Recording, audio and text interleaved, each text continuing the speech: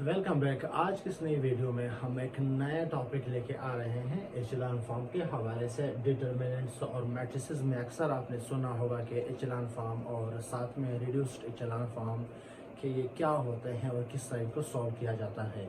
Echelon form वैसे है बहुत इजी टॉपिक और बहुत आसान है। ये एलिमेंट्री रो ऑपरेशंस के मुतालिक है, इन्हीं को देख के हम बनाते हैं। तो ये हमारा पहला क्वेश्चन है एक्सरसाइज 2.5 का।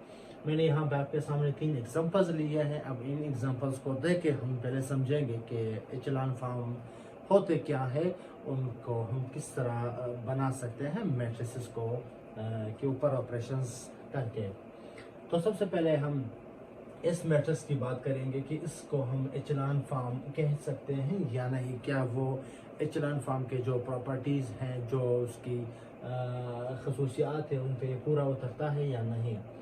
तो सबसे पहले आपने ये देखना होता है, पहला काम आपका ये होगा कि अगर किसी मैट्रिक्स में ज़ीरो अगर कोई रो हो, ऐसी रो जिसमें तमाम एंट्री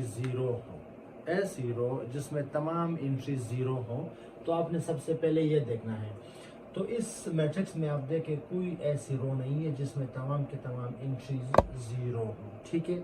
यहाँ पे नहीं है, यहाँ पे आप देख लें है ऐसी कोई रो जिसमें तमाम एंट्रीज ज़ीरो हो। जी हाँ, यहाँ पे है, यहाँ पे हमें मिल गया। इस मैट्रिक्स में ऐसा हमें रो मिल गया जिसके तमाम एंट्री ज़ीरो है।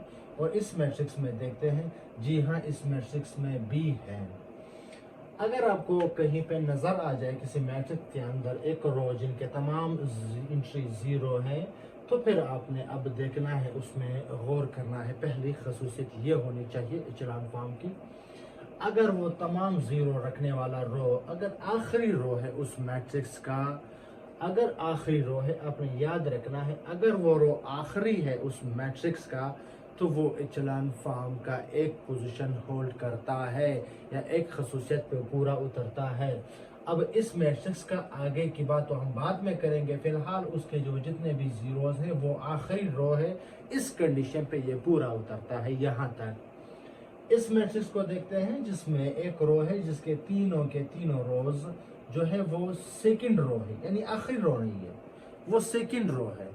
कहीं पर भी अगर आपको किसी मैट्रिक्स के अंदर मुकम्मल ज़ीरो रो अगर आपको सिवाय आखिरी पोजीशन के, अगर आपको दूसरे, तीसरे, पांचवें, पहले में यानी आखिरी से पहले प्रीवियस रो में कहीं पे मिले, तो आपने उसी वक्त डिसाइड करना है कि इस ज़ीरो रो को देख के मुझे पता चल गया कि ये क्या है, ये एचेलॉन फॉर्म नहीं है। ये पहला अंदाजा आपने यहाँ से लगाना है, ठीक है। पहला कंडीशन ये कहता है, यहाँ तक हो गया है, ठीक है।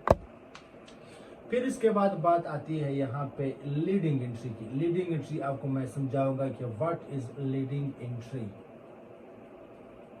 लीडिंग एंट्री किसी भी रो में पहली नॉन जीरो एंट्री को कहते हैं लीडिंग एंट्री। अब पहले रो में आपकी लीडिंग एंट्री क्या है, ये 1 है। और दूसरे रो में आपकी लीडिंग एंट्री क्या है, 5 है। और तीसरी रो में आपकी लीडिंग एंट्री क्या है, यहाँ पे आपकी 9 है, ठीक है। यानी ज़ीरो के बाद जो भी आपकी पहली एंट्री होगी वो आपकी लीडिंग एंट्री होगी। यहाँ पे आप देख सकते हैं ये आपकी लीडिंग एंट्री है, ठीक है। ये आपकी लीडिंग एंट्री है, ये आपकी क्या है, लीडिंग एंट्रीज है। ये तमाम के तमाम क्या है, हर रो की अपनी लीडिंग एंट्री है, ठीक है।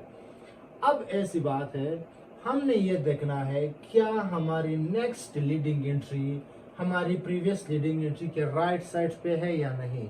यानी कि हमारा नेक्स्ट पिवोट जो है वो हमारे प्रीवियस पिवोट के राइट में है या नहीं। आप देख लें, ये जो आपका पहला लीडिंग एंट्री है इसके नेक्स्ट राइट साइड पे आप देख रहे हैं कि 5 जो है लीडिंग एंट्री के राइट साइड पे है। यहाँ तक सही है। फिर मजीद इस 5 के आप देखें राइट साइड पे इसके नेक्स्ट लीडिंग एंट्री है, जी हाँ, ये भी सही है। यहाँ इस मैट्रिक्स में देखें 7 के राइट में आपको नेक्स्ट लीडिंग एंट्री मिलेगी। इसी तरह 8 के नेक्स्ट में आपको राइट में आपको नेक्स्ट लीडिंग एंट्री मिलेगी। यानी एक स्टेयर नुमा आपको यहाँ पे फिगर भी मिलेगा। ये भी एक कंडीशन है। अगर इस कंडीशन पे भी पूरा उतरता है तो इसको भी हम कहते हैं ये भी एचेलॉन फॉर्म में आ रहा है, ठीक है। पहले ये है कि ऐसी रो जिसमें तमाम एंट्री 0 हो, वो सब के सब आखिर में होने चाहिए। और उसके बाद हमारे पास जितने भी नॉन लीडिंग एंट्रीज हैं वो प्रीवियस वाले के राइट में होने चाहिए। जितने भी आप आगे आगे रोज में चलते जाएं तो आपको राइट साइड पे आपकी लीडिंग एंट्री मिलनी चाहिए। इसका मतलब ये है कि अगर यहाँ पे क्या है 1 से पहले आपको कोई 0 नहीं मिलेगा तो इसके जो नेक्स्ट रो में जो लीडिंग एंट्री है इसके सामने इससे ज्यादा जीरोस होने चाहिए। जिस तरह के 5 के सामने एक 0 है और इसी तरह 5 के सामने नेक्स्ट जो भी रो होगा उसमें यहाँ से ज्यादा जीरोस होने चाहिए। तो आप देख सकते हैं कि यहाँ पे 2 जीरोस है, यहाँ पे एक 0 है, तो यहाँ पे कितने 0, यहाँ पे 3, तो यहाँ पे नीचे 4 जीरोस होने चाहिए। यानी जितने नीचे यानी रोज में आप बढ़ते जाएंगे आपके पास जीरोस के तादाद में भी इजाफा होना चाहिए। ठीक है, जब भी आपके सामने कोई लीडिंग एंट्री होगी तो लीडिंग एंट्री के आपने बिल्कुल सीधे में सारे के सारे एंट्री 0 होने चाहिए। यहाँ पे भी आप देख लें तमाम के तमाम एंट्री 0 होने चाहिए हर सूरत में।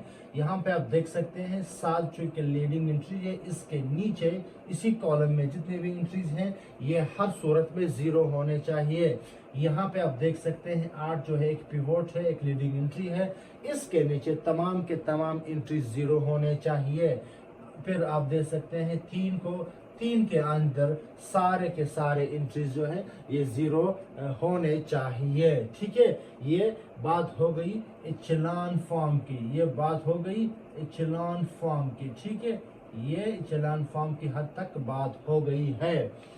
अगर आपको समझ में आ गया कि इचेलॉन फॉर्म क्या होता है तो आपको आसानी से पता चल जाएगा कि रिड्यूस्ड इचेलॉन फॉर्म भी इसी का एक डेरिवेशन मजीद होता है। इस पे अब मजीद आगे काम करके हम रिड्यूस्ड इचेलॉन फॉर्म इससे बना सकते हैं। ठीक है, हम अपने कोर्स की हद तक जो इचेलॉन फॉर्म होता है वहाँ पे जो हमारे लीडिंग एंट्रीज होते हैं या जो जिनको हम पिवोट कहते हैं वो तमाम के तमाम या हम प्रेफरेबली हम 1 इनको बनाते हैं या इनको हम 1